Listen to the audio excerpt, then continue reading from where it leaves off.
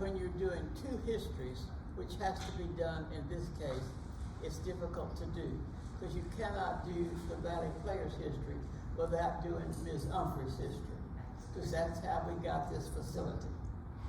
And very few people know that. I didn't know it myself until Richard Pickett. I couldn't have done it without him. He's absolutely a genius on Ancestry.com. And I have all of this information beginning with Frank Harden, who was, the reason we have this, was Ms. Humphrey's grandfather. Her father didn't live long enough. Ms. Waugh, your mic fell off. The what? It is? Well, I've been touching it.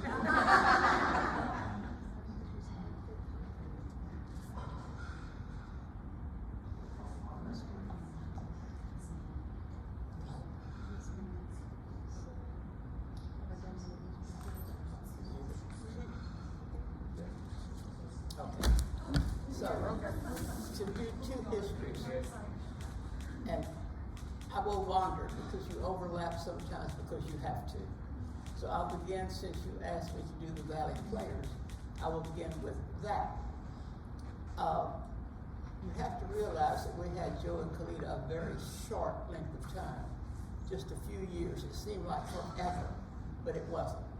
They came here in 51 and were killed in a plane crash in 54.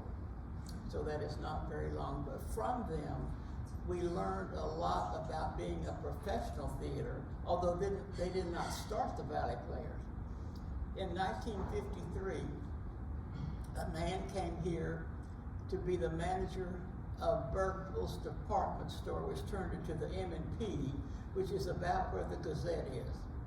He was only here a year, and he asked that he be allowed to do the first show, which was You Can't Take It With You. Joe was the lead, and of course he was excellent, as you might know, being a professional actor. And then after that, he left, and we went on as of course it wasn't named at that time. We went on as a little theater, and because of Joe and Kalita, we learned a great deal about professional theater, because they were both actors, and had come from New York. In 1950, Kalita's father died in Galveston, and they married. He died in the beginning of 1950, and in the end of 1950, in December, Joe and Kalita married in New York, at the little church around the corner of New York City. And then they came here in 1951. I am to presume to be with her mother and with the estate that was left. So from there we went on with the Valley Players, and we roamed around like a bunch of gypsies because we didn't have a home. Most of our plays were done at the Sam Houston auditorium, and the disadvantage of that is that it was a very old building. There were no restrooms backstage, and that made it rather awkward because you had to wait till intermission to go to the restroom. So that was one of the drawbacks there, but we did many shows there.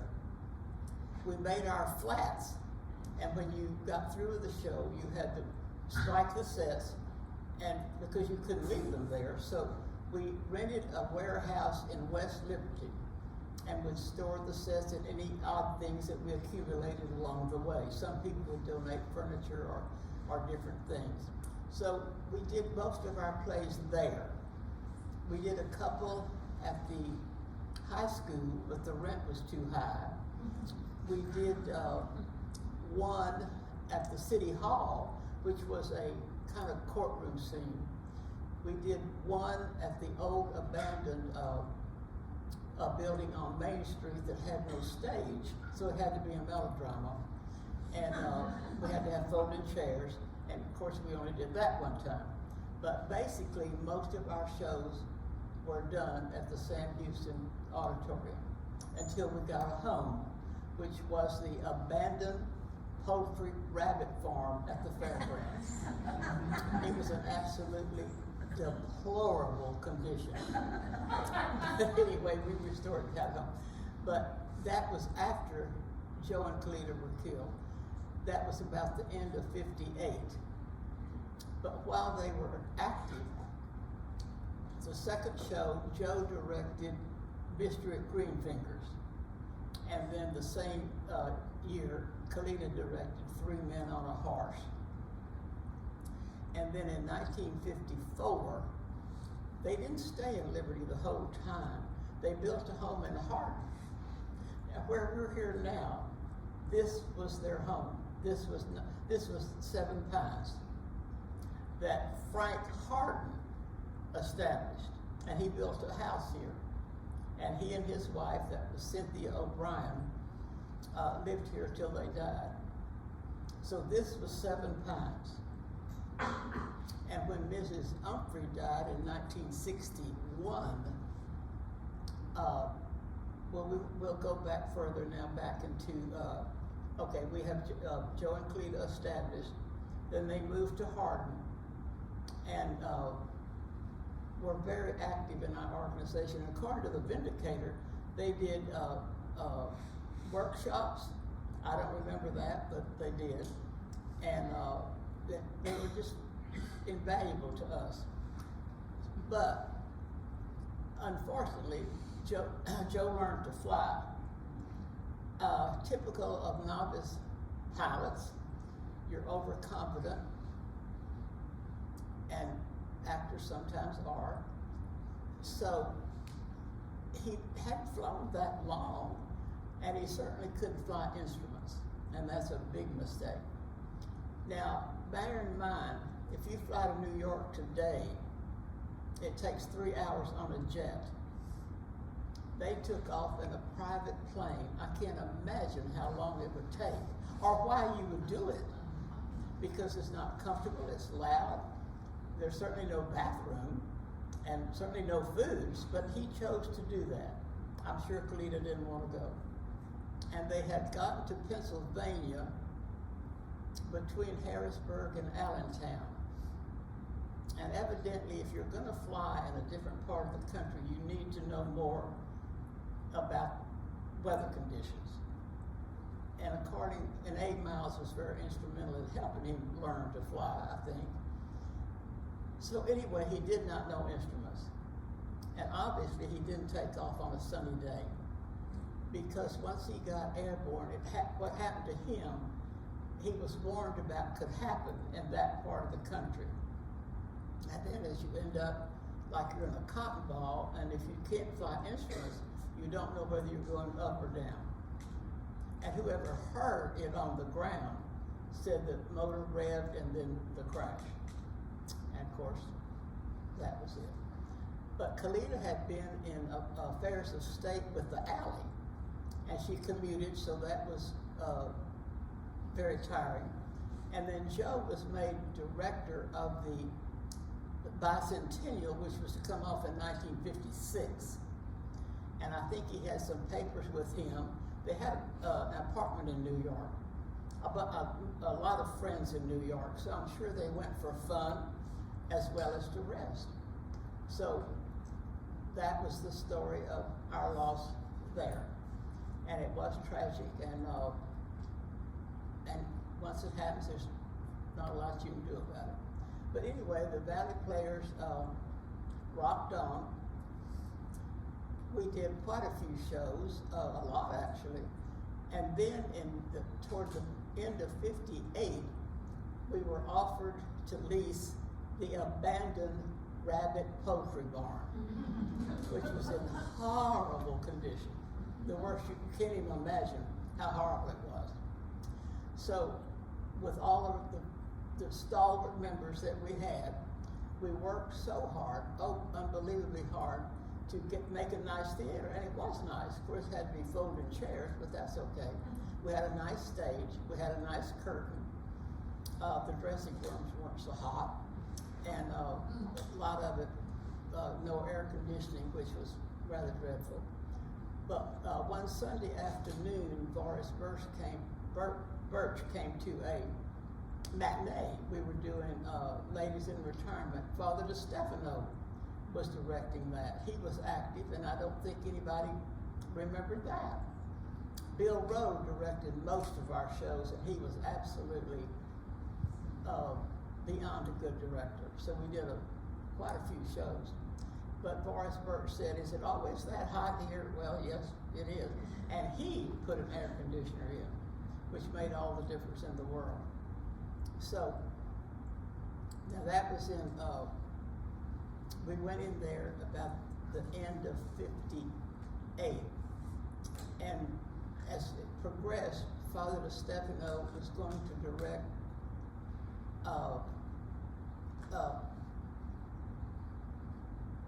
what was he going to, anyway, he was going to direct the show. Then he got transferred to Beaumont. So Bill Rowe took that over. And by the time we get in the new, this facility, which was about 1970,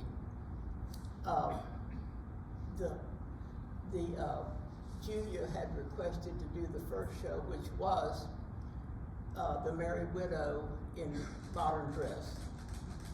So the second show, Father DeStefano had already cast a show, and Bill Rowe took that over. So in 1971, we did Glass Menagerie. In 1972, we did Hello, Dolly, and then the history from then, and you know how many we did after that. But that's the way it started. But the way we got the theater was Miss Humphreys. Her love was this part of the country. She didn't care much for Houston.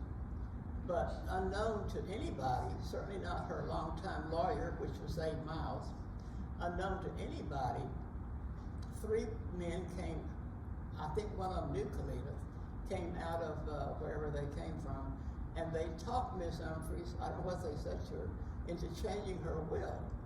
So she left the book of her estate to Houston for some unknown reason, and that's where Tuts came from. But she left enough here because she always wanted something like this built, a theater particularly. I think she had in mind a museum, but that did not come to pass. So we have a library and a theater that's the envy of any city. And it's gone on and with wonderful, wonderful shows. So that is rather the history of the Valley Players, where we were and are a close-knit group. It's almost like belonging to a sorority in a way, because you become extremely close friends. And it's a wonderful experience, one that has certainly enriched my life. But to go back as to how we got this theater, we go back in Mrs. Humphrey's life. Frank Harden, who was her grandfather, came here from Tennessee. He was born in 1802. So by the time he came to Texas, it was still under Mexican rule, because he had to leave, he and his 4 brothers had to leave Tennessee because there was a feud between the Porter family and the Harden family that got pretty intense, and there was a killing, so to speak, and they were going to be blamed, so they had to flee to Mexican rule. And when they did, they came and settled on the Trinity River, and they were everything. They were the mayor, the sheriff, the whole bit. And they were very instrumental in forming this town. So Frank met a darling little French girl named Cynthia O'Brien, and they married, and they had, let's see, there's so much history to that. I've learned more from this than I ever dreamed I would. But Frank married Cynthia. They had 6 children, but only 1 boy and 5 girls, but only 2 girls were ever mentioned. That was Kalita, who was named after the Indian chief of the Coshada tribe, which was very close, and Camilla Gertrude. Well, Camilla Gertrude married George Washington Davis, and he had come from South Carolina as a young lawyer. But he was killed in an accident, not a car for heaven's sake, but some accident, at 63. So he didn't really have time to do a whole lot. But anyway, they had 4 children. They had Agatha, who died in 29. They had George Wirt. They had Camilla. They had Camilla. I can't think of it. I always want to say Gertrude, Camilla, Geraldine, and then they had Percy. Well, Camilla married Robert Wade Humphreys. He had come from Ohio as a young lawyer. And in 1921, he was appointed customs collector at the Port of Galveston, which was a very, very prestigious job, appointed by the president. So he had that, which was, so they, of course, lived in Galveston. And the reason nobody knew Kalita, well, is because she was raised in Galveston by the time she was 7. So she went to school there and then went east to school, to a girls' school, and then she ended up in New York as an actress. So she was never really here that much, nor was Ms. Humphreys until much later after Robert Wade died in 1950. And he was cremated and is buried in the Grace Episcopal Church in Galveston. So Kalita and Joe had come here in 51, I'm sure, to be with her and help with the estate. And of course, we were blessed to have them for a very short period of time. But we learned so much that was so beneficial to us. So we never felt like a fledgling little theater, because we were instructed and around Kalita, don't dare say get or anyway. Oh, because you'd be corrected immediately. It was get and anyway. But anyway, I find myself saying myself sometimes. But anyway, it's a subtle thing. But there's no such word really when you think about it. Anyway. So anyway, anyway, that's the way that was. So we really never felt like a fledgling little theater. I don't know how long it was before we named it the Valley Players. We met at the church in Methodist Church Social Hall and decided on a name, and everybody approved, so we were called the Valley Players, and of course still are. So anyway, as time went on, Ms. Humphreys lived to 1961, and Mr. Frank Harden died here. He and Cynthia died here. It was called 7 Pines. And Mrs. Humphreys died here. At that time, there were 2 houses back here. There was one on the east that she lived in, and one on the west that Joe and Kalita lived in until they built in Harden. And they never trimmed anything back. So all through the young days, the children called it the jungle, because that's what it looked like. It was very, very overgrown. But that's the way she liked it. So this block of land that we're on as we speak was 7 Pines. Frank Harden loved it. He built a house here, but he died in 1878, and that's how old all of this history is, because it goes way, way, way back to when he fled Tennessee. So this was 7 Pines. So that's how we got this theater. Like I said, Ms. Humphreys left the book of her estate to Houston, and Tuts came out of that. But she left enough here for us to have this, and and she would have been very proud of that. So we got here in 1970, and you know the history from then on. Julia and Henry were not active in the rabbit barn because Henry had been transferred to Beaumont for a while and commuted, and Julia had a very, very demanding job at the city and just didn't have the time. So when we came here, Julia was into her job and could have time, and then Henry had retired. And it was always so refreshing to see him in the office every day. Just wonderful to see him there.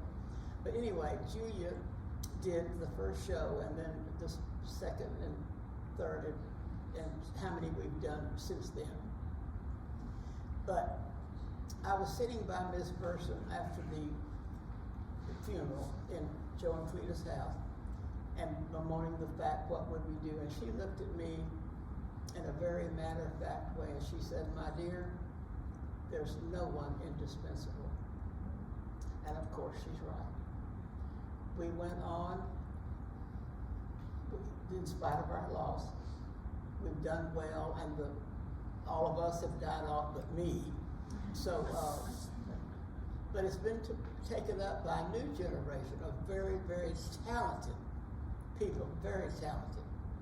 Jeree, Delaney, I still call her Jackie Hartel, Deborah Pickett, I mean, such talent. And they've done such wonderful shows, and I'm sure will continue to do so. So all of that stems back to the very beginning in 1953 of what we'll call the Ballet Players, and how it progressed through the Rabbit Barn, which was very, very difficult to restore. It was in such horrible condition. And I didn't realize Sandra Sterling was that active, because I thought she was a teenager. She assured me she was not. And then she was active. And some of the plays were very interesting. Becky asked me to remember any dramatic things that happened. The thing, in my experience, the most dramatic, we were doing Fiddler on the Roof. Hard show to do, big cast, very demanding. The men had to do a Russian dance, which was very, very hard. There was group singing, and it was just a wonderful show, but it was difficult to do. There was, it wasn't a major part, but it was certainly a part that pertained very much to the show. She was Mrs. Laser Wolf, and that was Karen Friend. And she had had theater experience before she came here, and so of course she knew theater. So on opening night, Laura Hartel came to me at 7:15 and said, "Karen Friend isn't here." I said, "Oh, well, don't worry, she will be, she's a pro." At 8:00, Laura Hartel came and said, "Karen Friend is not here." Well, Karen Friend never came, and we never saw her again. And we had to have a Miss Laser Wolf, because it was pertinent to the show. It was the first time I've ever been introduced to a photographic memory. We had a couple that came here with a Methodist church. I think he was a choir director named Charles Tucker, and his wife, I don't know her first name. And she had a photographic memory. And she took that part and never missed a line. To me, it was a miracle. Because Miss Laser Wolf, Henry announced that there would be a delay in the curtain, 15-minute delay, and they made her up. She was a ghost.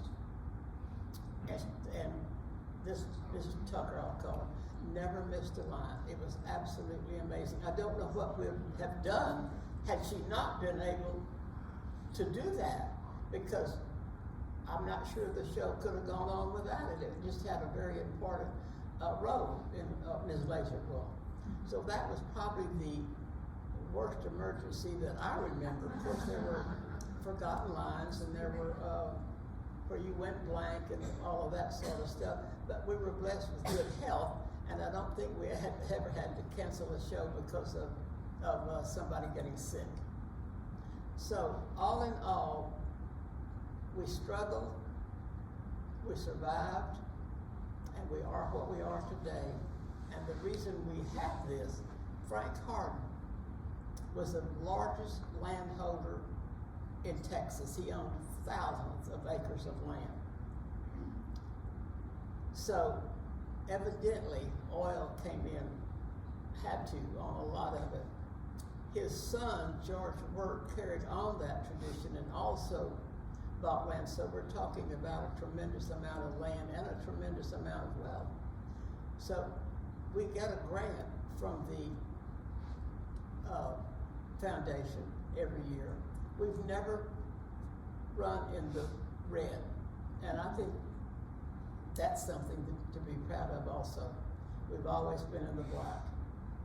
We've been hard workers, dedicated, you have to be, because once you commit to a show, you have promised to be there, to learn your lines, and to take direction, even if you don't agree with them.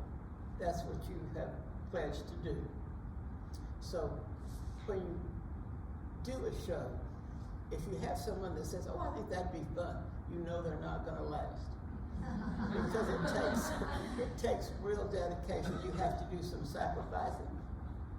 And that's what you owe to the cast. And you can say, oh, well, I didn't have a speaking part. Well, that doesn't matter. There'll be an empty spot on the stage if you're not there, regardless of how simple your line is. Because when I directed Hello, Dolly, I had gone to a funeral in Dallas, and I flew home alone because I was doing a rehearsal, and one of the teenagers didn't show up. And I fussed at him. He said, well, I don't say anything. I said, doesn't matter. There was a vacant spot on the stage, and it was very disconcerting. And you have to realize that, and sometimes with teenagers it's hard to do. For a while, we had an orchestra. I know Jim Sterling did it once. Well, of course, he's very musical. Boudier did it for Hello, Dolly, and also for several other shows. But the orchestra got, am I telling this right, Jim? The orchestra got so hard to do that finally we didn't do it anymore. We used some other more form of music. But it sure was fun at the time because we had an orchestra pit and it just looked so wonderful to see it there. And I know during Hello, Dolly, we did our own costumes, and that was really an undertaking. And Julia had gone to Baytown, and she had that red dress that Cheryl Channing wore in the Harmonium Garden scene, duplicated exactly. And it was absolutely stunning. In fact, she was buried in it, which I would have presumed. So we did all that. We did our own, we had several scene changes. Harmonium Gardens was a really good scene. It was such a pleasure to create a show and see it come off. I guess my favorite part that I ever did was Maine. I call Sandra Kittrell Maine to this day, and she calls me Vera, which of course I love. But it was a fun show to do. Basically, I would say that all of the shows we've done are fun. It just is a camaraderie that is hard to explain. So I think I've told you the basic facts, particularly how we got this with Frank Harden. And poor George Washington departed so young. And of course, Miss Humphreys lived to be 84. She died in 1961 at 84. And so, on a happier note, Joe and Kalita had asked Alec and me to go to the artillery ball in Galveston. We spent the weekend in Galveston with them, which was certainly a wonderful experience. But to tell this story that only I would know because I was the only one there, shows her free spirit and Miss Humphreys' humorous side. we went to the artillery ball, and Khalid and I are standing there, and I don't know his first name, but the one of the prominent families of Galveston that I'm sure she grew up with asked her to dance, and she said in a very soft voice, no. And he said, now, Kalita, why don't you dance with me? And she looked at him in a very sweet way and said, because I don't want to. Well, so the next day we were to meet Miss Humphrey at a little kind of rundown looking, I guess it was a bar, but the old Galvestonians went there, no tourists. So we met her there, and when we walked in, she was saying in a very loud voice, because she had ordered a martini, and she said, and don't put a big olive in it, it takes up too much room. So that was, Miss Humphreys was fun. And she lived 7 years after her daughter died. And she chose, for some unknown reason, to bury them at Fairlawn. Who knows why? Nobody before or after was ever buried there. And there weren't many graves there at that time. And Kalita was cremated and Joe was not. So she decided that she didn't want Kalita there, so she herself took Kalita's ashes to Galveston and had them interred in the Episcopal Church along with Robert Wade Humphreys, her father. And when Miss Humphreys died in 1961, her funeral was, she died here at 7 Pines. Her funeral was in Galveston, and she was cremated and is also buried there. So, why she chose Fairlawn, nobody was ever buried there before or since. But when you go in on the little road, you go almost to the end and off to the right, and the stone is obscured by bushes right now, but that's their headstone, and that's where they were buried in the beginning. So without Richard, I couldn't have known all that, because he went in depth in Ancestry.com, and all of it's written down. I guess I ought to bring it in case anybody wanted to see it, because it's so extremely interesting, of all of the history from Frank on clear down to now. And that is the history, as far as I know, of the Valley Players and of this wonderful facility. I've enjoyed going down memory lane with you. It's been certainly wonderful for me